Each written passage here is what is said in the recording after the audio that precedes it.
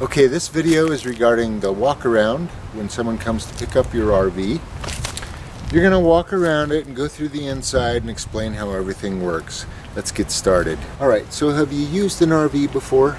No? Okay, so then we'll go over everything. These are your propane tanks. These power your fridge and your heat and your water heater and your stove for cooking. I've got this tank on.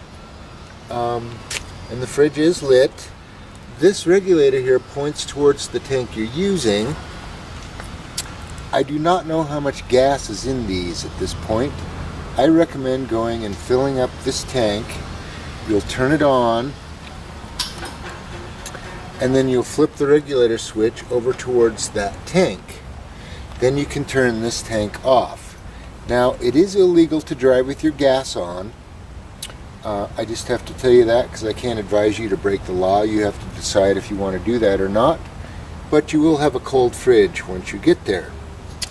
Okay, continuing on here. Let's move around here. Okay, in this compartment, we've got chocks for your wheels. We've got a dump hose for dumping your holding tanks.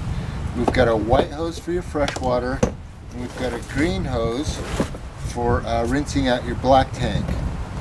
Now, are you going to have hookups at your campground? Yes. Okay. So, if you're going to have hookups, I need you to use this regulator when you hook into the water, and I'll show you how that works when we get to it. If you don't have hookups, this is just for filling the water tank. Now, there is a wrench on the other side for the stabilizers. There's one on each corner. And let's just move on down here. Alright, this is where it'll plug in. If you've got hookups, I need you to use that 30 amp connection right there. This is a 15 amp adapter, which I'm going to put in the compartment, but you do not want to use that if you're using the air conditioning. The air conditioner will melt that 15 amp adapter. Alright. I've checked your air pressure. You're at 50 pounds on each tire. And I've checked your lug nuts. They're nice and tight. This is the back of the fridge. And moving on here. Okay, the water heater's automatic. You just flip a switch on the inside and it lights. Now on these holding tanks, I gotta have them dumped before you return it.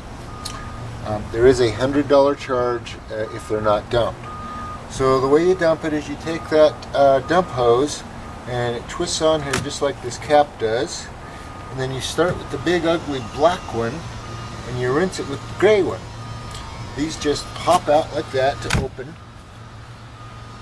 and then the main thing is we need that gauge on that black tank to read empty on the inside. So after you dump it, if it still reads something, what I want you to do is shut this tank, take that green hose and go down the toilet and fill that tank up, and then pop it open and rinse it out. That should clear off your sensors so the gauges will read empty. The next renter wants an empty tank. Okay, so this is the fill for your water tank right here. That cap just screws on. Stick your hose in there and fill it up. If you have hookups at your campground, you can hook the hose directly into this faucet. It bypasses the tank and the water pump, it pressurizes the system, and you're good to go. It's your spare tire. Okay, the awning is disabled. Don't use it, you'll break it.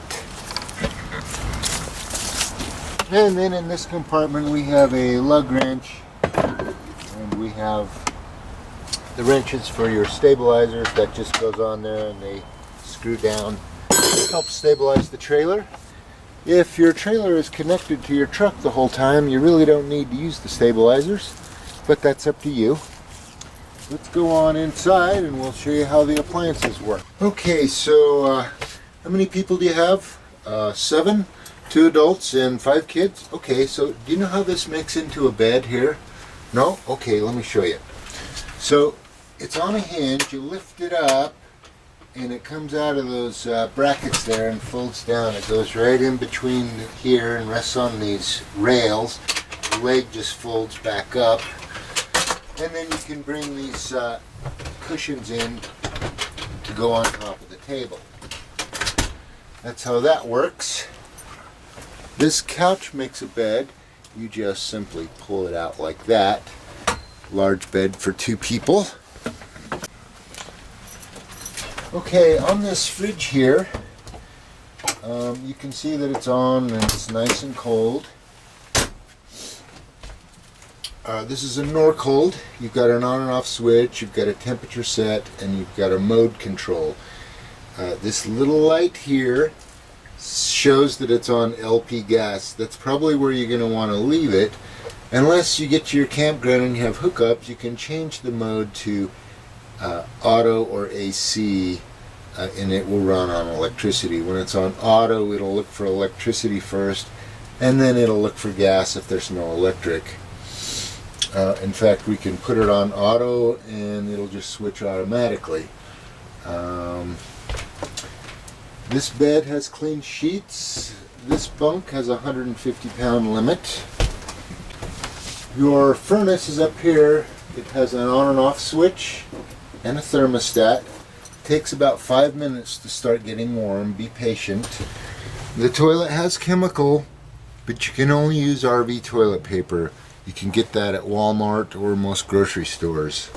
Here's your gauges, your water pump. Probably almost out of water. Batteries are charged, fresh, black, and gray. That's how I need that black tank to look. One light. Great. Water heater's here. You flip it to the right, the light comes on, and then it goes off when it's lit. Microwave and the AC will only operate when you're plugged in to 110 volts. And that should be about it, unless you have any questions. I always check my lug nuts right before it goes out. And I do it in front of the renter. You really only have to check 2, just to make sure they're snug.